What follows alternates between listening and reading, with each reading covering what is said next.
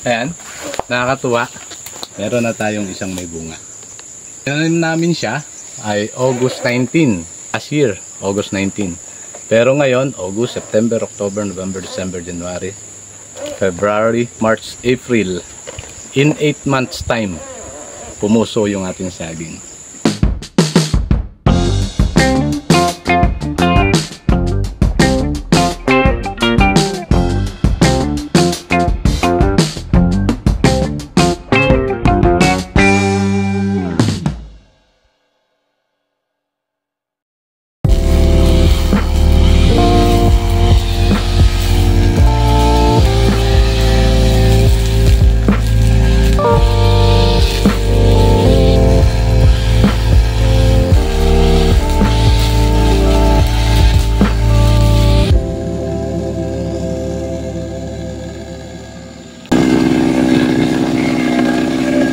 Happy farming!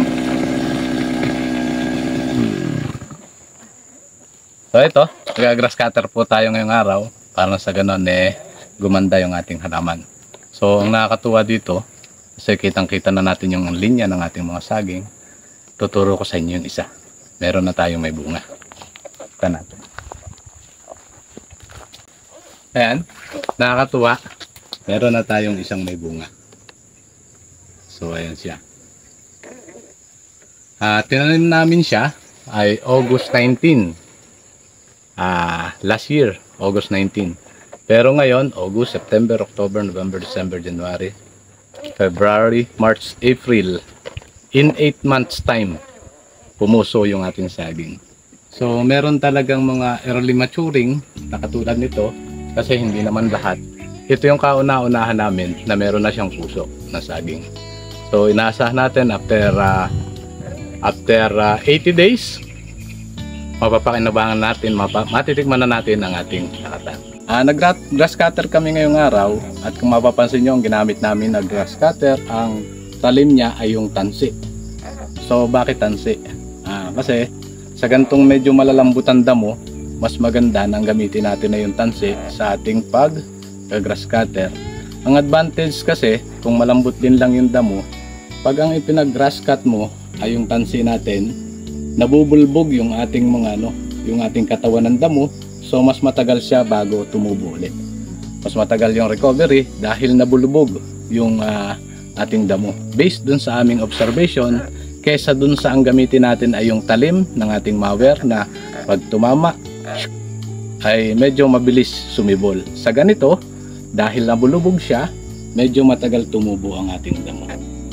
So, ito yung aming ginagawa. Hindi kami na gumagamit ng herbicide kasi unang-una, pag herbicide yung ginamit natin sa ganitong lugar, pag dumating yung panahon na medyo naghangin na, ay nagiging loose yung ating lupa.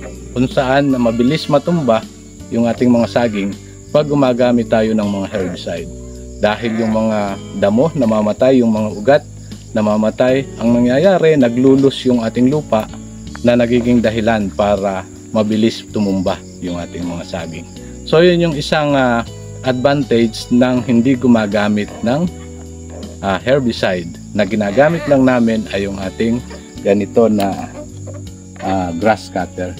So ito yung nais kong maibahagi sa iba na nagtatanim ng anumang halaman.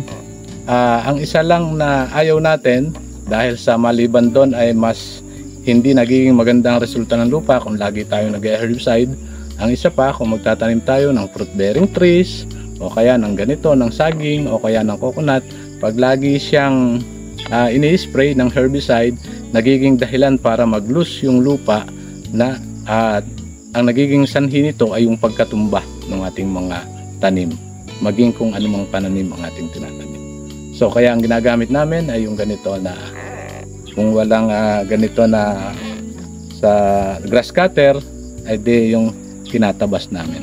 At kung mapapansin nyo, no, katulad nitong grass cut ko na to, hindi nga lang kayang saidin, no, kasi may mga natitira pa rin. Ito na lang yung manual natin na gagawin kasi medyo mapuputol yung ating mga followers. Kaya iniingatan ko sa ngayon na maputol yung ating followers. Kukuhanan natin siya ng pananim.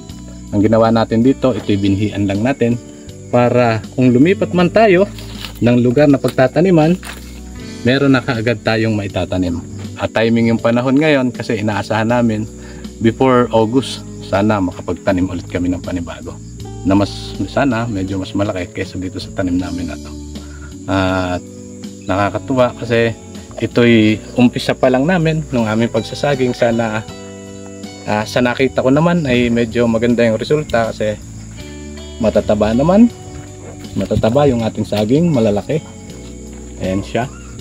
So kailangan lang talagang medyo ma-maintain ng pruning. Then papakita ko sa inyo sa susunod ay yung pag-apply ng ating fertilizer. Yung gagamitin natin dito kasi i-spray na natin siya ng foliar fertilizer. Papakita ko sa inyo kung ano yung ginagamit ko. Then alam naman natin ang pangkaraniwang ginagawa after natin ng clearing o yung pagdidelete ng ating mga sigatoka, ini-spray natin siya ng fungicide.